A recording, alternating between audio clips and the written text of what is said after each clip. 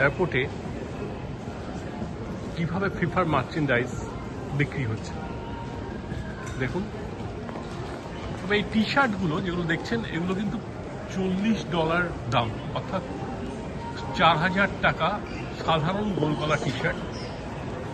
বলা হচ্ছে যে ফিফার মার্চেন্ডাইজেরও দাম এবছর বা এবারের বিশ্বকাপে অনেক বেশি অন্যান্য বারের তুলনায়।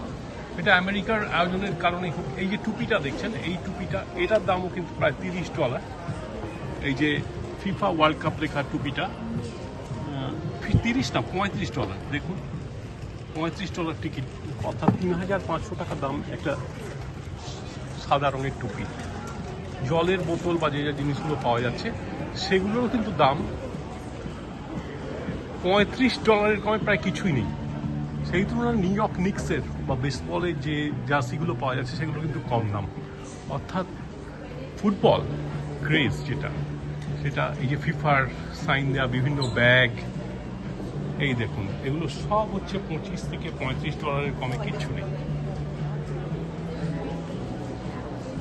বিভিন্ন মার্চেন্ডাইজ বা কিংবা দেখুন এই যে new York, I love new York লেখা কাপগুলো, এগুলো কিন্তু তাও $10 $15 পাওয়া যেতে পারে, কিন্তু বিশ্বকাপ সংক্রান্ত কিছু আকাশ ছোঁয়া দাম।